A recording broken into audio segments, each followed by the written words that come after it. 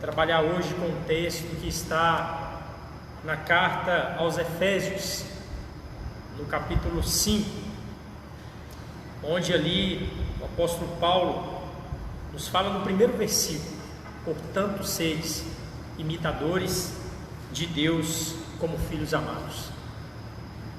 E nós temos visto, no decorrer desses dias, inúmeras pessoas falando a respeito de mudanças das mais diversas. Vamos mudar depois desse problema que estamos vivendo, vamos começar a fazer as coisas dessa forma, vamos começar a fazer as coisas de outra forma. Nós temos visto métodos diferentes, de diversas coisas, e isso justamente por causa da circunstância que nós estamos vivendo. Então muitas pessoas estão aí dizendo sobre a possibilidade de muitas coisas serem mudadas a partir de agora.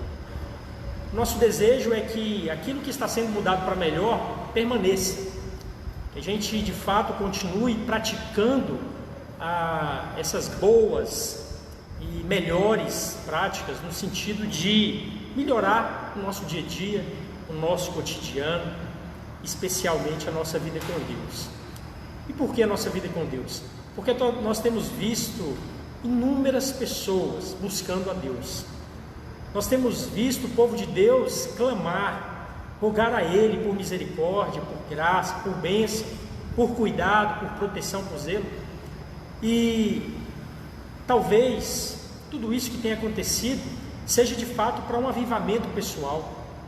Não tão somente um avivamento da igreja, mas um avivamento pessoal, mudança de vida. Portanto, hoje a gente gostaria de falar um pouco sobre essa mudança que pessoas têm tomado muitas vidas, pessoas que têm mudado diante das circunstâncias, muitas vezes por causa de uma necessidade. Eu quero te convidar hoje a de fato mudar significativamente a sua vida, mudar para melhor. E não tem como com Deus. A única possibilidade de mudarmos significativamente a nossa vida, de tal forma a impactar outras vidas, é se Deus é o comando da nossa vida, é se nós ouvirmos a sua voz e se nós atendermos a sua palavra. 15 a 17, Efésios capítulo 5, versículos 15 a 17, que nos diz assim: portanto, estais atentos para que o vosso procedimento não seja de tolos, mas de sábios, aproveitando bem cada oportunidade, não maus. Por isso, não sejais insensatos, entendei qual é a vontade. Então esse é o texto dessa noite, e que nós e buscar a partir de então significativo, buscar mudanças preciosas, mudanças valiosas, mudanças que vão nos levar cada vez mais para perto do Senhor. É fato que uma das coisas mais difíceis para o ser humano é mudar, é fazer mudanças. Isso não quer dizer que as pessoas não queiram mudar, elas querem mudar e muitas vezes não conseguem por diversos motivos. Olhar ao seu redor e perceber quantas pessoas estão insatisfeitas com diversas coisas na vida. E então, diante disso, as pessoas querem mudar alguma coisa. Quantas pessoas também querem mudar algo substancial, algo de fato que traga valor, que venha acrescentar valor, ser mais precioso. Inúmeras pessoas, e mesmo com a melhor das intenções, a mudança foge de nós. E por que muitas vezes a mudança foge de nós? Nós queremos conforme nos convém. Nós queremos mudar tão somente aquelas coisas que tão é valioso e precioso. Eu não estou preocupado muitas vezes com uma mudança verdadeira, com uma mudança positiva, com uma mudança duradoura, que é possível tão somente se Deus estiver no comando dessa mudança, se Deus estiver no direcionamento dessa mudança. Se nós não colocarmos Deus como aquele que planeja nossas vidas, se nós não estivermos caminhando conforme os propósitos. Se você então está entendendo isso, eu quero te convidar para, de uma maneira incrível, permitir que Deus possa fazer uma mudança na sua vida a partir de hoje. E como é que nós podemos? O apóstolo Paulo nos mostra aqui nesses versículos três essenciais para uma mudança verdadeira, duradoura, para uma mudança preciosa, valiosa, para uma mudança espiritual. E eu queria que você me acompanhasse na exposição desses versos, para que a gente possa entender esses três.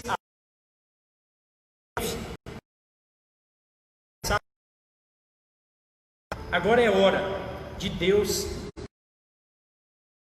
oportunidades de uma mudança significativa de vida. Em primeiro lugar, o versículo 15 nos fala sobre um andar prudente. Portanto, estais atentos. Portanto, andai prudentemente. O primeiro passo, então, para uma mudança significativa é a maneira como nós andamos. Devemos andar prudente. Nós devemos andar com prudência.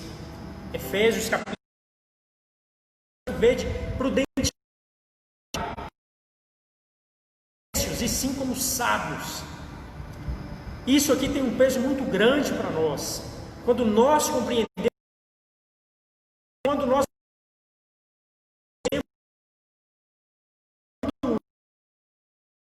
prudente, andando como nécios e não como sábios, assim como nos diz aqui a palavra do Senhor.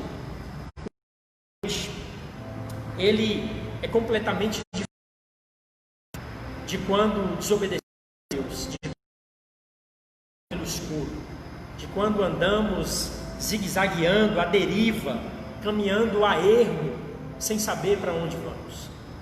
É como se estivéssemos caminhando sem propósito. Fundado ali em Cristo Jesus, começou e os começaram a proclamar aquilo que Jesus Cristo havia ensinado. Aquelas pessoas começaram a ser conhecidas como aqueles que eram do caminho. O cristianismo passou a aqueles que eram do caminho, aqueles que seguiam o caminho, o seu modo de andar, justamente o seu modo de viver. Portanto, eu te pergunto, como tens andado? A palavra de Deus nos diz, é clara, no versículo 15, não seja como tolos, nécios, mas andem como sábios. Prudentemente não é uma palavra que nós tratamos com frequência, usamos com frequência, por isso somos precisos, com movimentos calculados. Andar é algo diariamente que nós precisamos fazer. Portanto, a gente precisa entender que para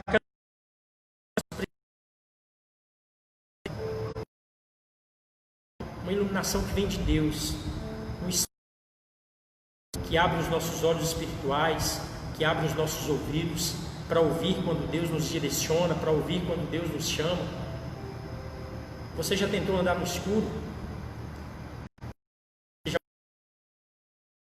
A gente muitas vezes não vê uma cadeira na frente, não vê uma mesa na frente, não importa onde está, porque a gente não sabe para onde vai. E quantas pessoas têm andado na escuridão, saber por onde vai, porque tem sido tolo, imprudente, nécio, e o caminho que Deus tem direcionado. E o que a palavra nos diz, não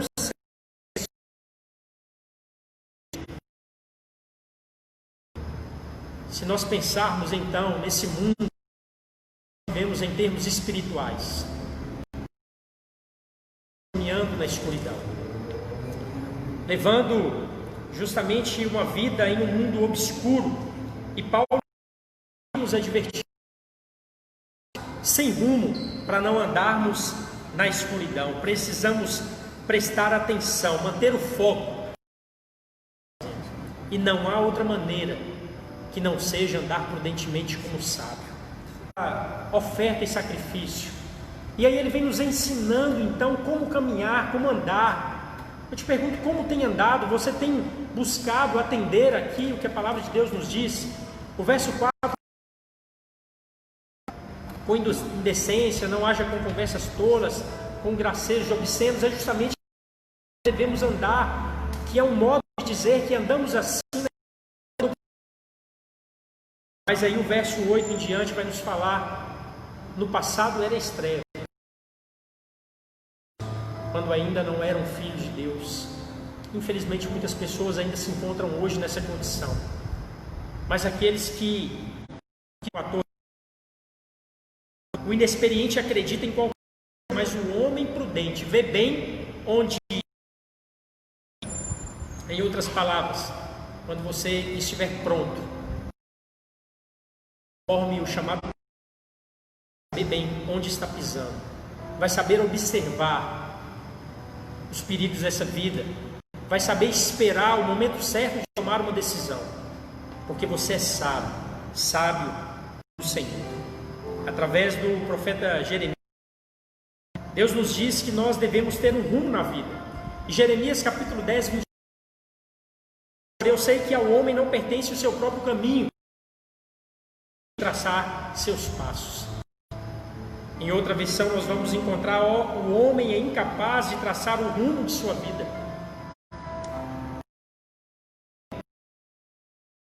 O seu futuro.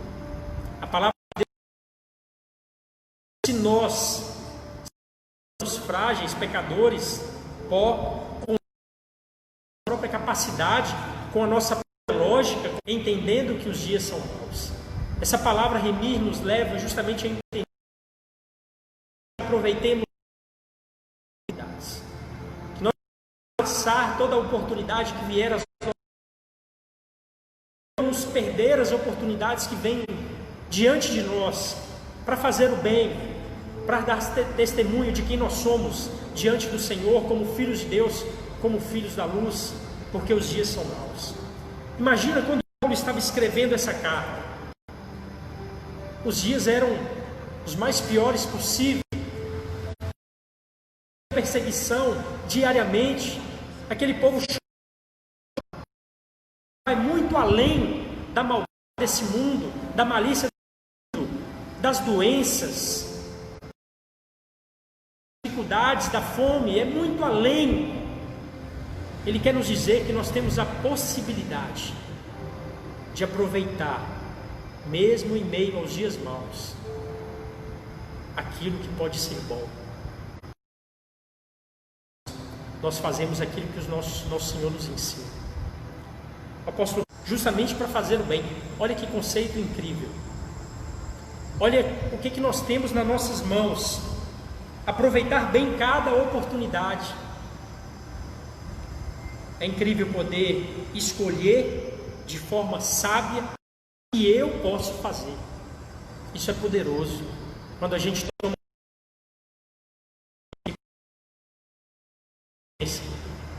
no meio onde eu vivo. Mas para que eu possa fazer a diferença, é preciso primeiramente que eu venha mudar aquilo que está dentro de mim. E eu preciso de fato de misericórdia, para que o Senhor possa de fato fazer essa mudança em mim.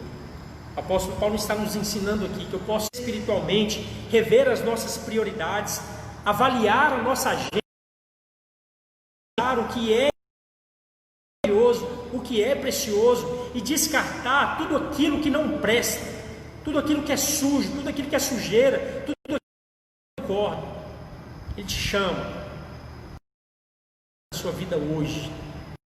Deixe de lado então aquilo que não agrada a Deus, aquilo que não é significativo para o Senhor, não deve ser significativo para você. Você tão somente poderá mudar significativamente a sua vida, de tal forma a impactar tudo que está ao seu redor, se você colocar Deus em primeiro lugar. Então a gente, em uma mudança de vida, assumindo um compromisso com o Senhor, assumindo responsabilidade por aquilo que fazemos e com aquilo que gastamos o nosso tempo. Em terceiro lugar, o apóstolo Paulo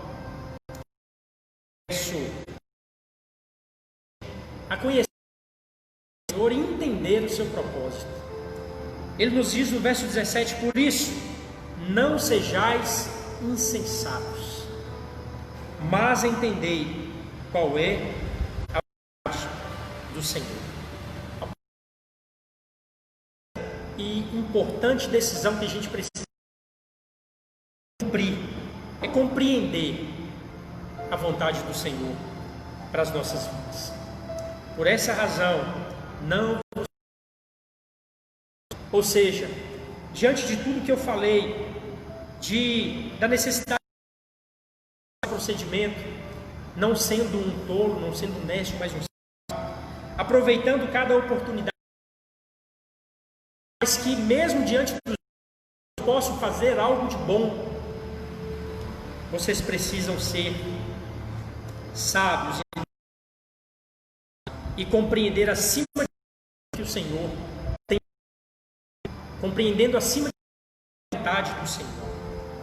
Ele diz então que se nós vamos levar a sério as significativas da nossa vida, nós precisamos priorizar o que é vontade do Senhor para nós. Nós precisamos entender o que Deus quer para nós. E eu te convido aí a Jeremias e entender o que essa palavra tem a ver com a vontade do Senhor. Jeremias capítulo 29, verso 1, vai nos falar justamente que o Senhor sabe quais são os planos que Ele tem ao nosso respeito. E se o Senhor sabe quais planos Ele tem a nosso respeito, se Ele sabe o que vai acontecer conosco daqui a 1 ano, 10 anos, 20 anos, como não confiar nos planos desse Deus? Como não confiar na sua vontade? Como não acreditar naquilo que Ele tem para mim e para você? Deus nos fala: pois eu bem sei que planos tenho ao vosso respeito, diz, sem algo que poderia te conduzir, te direcionar. Da mesma forma, nós não devemos enfrentar a nossa jornada aqui sem um rumo, sem uma direção, sem o Senhor para nos levar e nos conduzir. Não conhecer a vontade de Deus é como não ter um mapa nas mãos. Não conhecer a vontade de Deus é como não ter um GPS e não saber para onde ir, e não saber para onde andar, e não saber para que lado olhar. Portanto, o apóstolo Paulo nos fala: não sejais insensatos, não sejais como os tolos, não sejais como os nécios, mas procure compreender e entender qual é a vontade do Senhor para a sua vida. Busque-a. Conhecer a vontade do Senhor não é saber qual é o emprego que Ele quer, qual é a pessoa que eu vou me casar, que atitude eu preciso tomar em relação ao meu casamento. Conhecer a vontade de Deus em Deus, a primeira resposta para uma dificuldade. Não é isso. A vontade de Deus é muito além de tudo isso. Muitas vezes nós limitamos a vontade do Senhor a algo tão pequeno. Nós conhecemos o Senhor quando nós temos intimidade com Ele. Nós conhecemos a vontade do Senhor quando eu me debruço sobre a palavra de Deus e quando eu medito na palavra, quando eu busco face a face. Tão somente assim eu posso conhecer a vontade do Senhor. Deus nos dá respostas, e muitas vezes muito mais valiosas e preciosas do que eu e você buscamos, porque nós somos simplistas demais. Nós buscamos as coisas simples, enquanto Deus quer nos dar algo grande, mas a gente quer tão somente as nossas próprias respostas. E muitas vezes não buscamos a Deus, não buscamos conhecer a sua vontade, porque nós temos medo do que Deus tem para nós. Nós muitas vezes não queremos a resposta que Deus tem para nós. Procure, portanto, conhecer a vontade do Senhor. e tenha certeza que você não irá se arrepender, porque os planos que Deus tem a nosso respeito são planos de paz, são planos de esperança, são planos de amor, são planos de vida eterna, são planos de vida com Deus, são planos de prosperidade. Não tenha dúvidas de que a vontade do Senhor é muito mais valiosa do que a nossa própria vontade. Conhecer a vontade do Senhor é algo que vai mudar de fato as nossas vidas, e está relacionado aos propósitos de Deus para mim e para você. Efésios capítulo 3, versículo 20, nos fala que aquele que é poderoso para fazer bem todas as coisas, além do que pedimos ou pensamos, pelo poder que age em nós. Aquele que é poderoso para fazer infinitamente mais do que tudo aquilo que nós pedimos, do que tudo aquilo que nós pensamos, e de um poder que age em nós, de um poder que age em mim, de um poder que age em você. Não é um poder exterior. Ora, aquele que é poderoso para fazer infinitamente mais do que tudo que pedimos ou pensamos, conforme o seu poder que opera em nós, conforme o seu poder que age em nós. Queridos, nós temos um poder que talvez você ainda não compreendeu.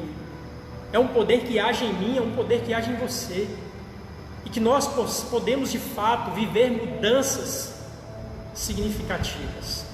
É necessário tão somente compreender a vontade do Senhor, compreender quem é o Senhor, compreender o que Ele tem feito por você. Quando nós realmente compreendemos a vontade do Senhor, a nossa vida muda, a nossa vida cotidiana muda, os nossos hábitos mudam, as nossas vontades mudam, nossa visão de mundo muda completamente, porque nós sabemos quem é Deus e sabemos qual é a sua vontade. Nós, quando lemos a palavra de Deus, quando estudamos sobre os discípulos do Senhor, aqueles que viveram com o Senhor, Jesus Cristo, e nós lembramos de dois apóstolos, em especial o apóstolo Pedro, o apóstolo Paulo, nós vamos ver o que Deus fez na vida daqueles homens. Quando nós vemos então Jesus Cristo chamando Pedro, e ele fala a Pedro: agora eu vou te fazer pescadores de homens. Ele era tão somente um pescador de peixes, e Deus transforma a sua vida e diz: agora você vai ser um pescador de homens, e muda drasticamente a vida daquele homem. Quando Jesus Cristo, na estrada para Damasco, tem um encontro com o apóstolo Paulo, e também o chama, Deus muda ali drasticamente a sua vida, e Paulo passa agora a ter uma vida significativa diante do Senhor, diante de tudo aquilo que Deus propôs a ele, diante de tudo que ele se propôs a fazer, confiado no Senhor, diante da vontade do Senhor. Paulo se tornou um dos maiores apóstolos, aquele que era perseguidor, e Deus mudou drasticamente a sua vida, e ele passou a ter uma vida significativa diante do Senhor, diante da sua comunidade, porque ele entendeu qual era a vontade do Senhor. Quando nós vamos em João capítulo 9, Jesus Cristo encontra aquele cego e está ali diante dele, Deus também muda drasticamente a sua vida, e ele reconhece que o que Cristo fez na vida dele iria de fato transformar significativamente a sua vida para sempre. João capítulo 9, verso 24 e 25 nos fala: então chamaram pela segunda vez o homem que fora cego e lhe disseram: dá glória a Deus, nós sabemos que esse homem é pecador. E o cego então retruca: se é pecador eu não sei, uma coisa eu sei, agora eu vejo. Mudança de vida. Então qual é o terceiro passo? Entender o Senhor, entender o que o Senhor está fazendo na sua vida, entender o que o Senhor está fazendo ao seu redor, entender que o Senhor tem um plano e um propósito magnífico, incrível para você. A vontade do Senhor que está, que você possa compreender a vontade do Senhor que já foi revelada por nós através da sua palavra, que possa entender a vontade do Senhor que é boa, que é agradável. Romanos capítulo nós vamos ver o apóstolo Paulo também escrevendo aos Romanos, no verso 2 do capítulo 12, eis ao esquema deste mundo, ou não vos conformeis com este século, mas transformai-vos, ou mais sede transformados pela renovação da vossa mente, para que experimenteis qual seja a boa, perfeita e agradável vontade do Senhor. Mude primeiramente o que está aqui, você possa de fato ser transformado pelo Senhor. Eu queria concluir dizendo: é evidente que saber é uma é outra completamente diferente. Convido nessa noite, para além de saber, além de conhecer, se dispor a também fazer, a buscar. Não deixa para depois, comece a partir de agora. Tudo aquilo que não é precioso aos olhos do Senhor, mas mude a sua vida para que você possa ter uma vida significativa diante do Senhor. Saber a vontade do Senhor deveria de fato mudar significativamente a sua maneira de pensar, a maneira como você analisa o tempo, a maneira como você aproveita o tempo, a maneira como você olha para o Senhor. Saber a sua vida e a sua história. E para aplicar isso aos nossos questionamentos, o que nós vivemos esperando? O que nós estamos esperando dessa vida? Será que eu da luz? Onde é que nós pretendemos chegar? Quais são os seus propósitos? Quais são os seus objetivos? O que você tem traçado na sua vida para daqui um mês, para daqui 10 anos, 20 anos? Talvez você ainda não saiba, mas o Senhor já sabe. O Senhor sabe que planos Ele tem para você. Se os dias eram maus no tempo de Paulo, vemos que não o que o tempo nos traz, se é bom, se é ruim, se bonança, crise, se é morte. Por isso nós devemos usar sabiamente o nosso tempo, remir o nosso tempo. Aqueles que agem com sabedoria, com discernimento diante do Senhor,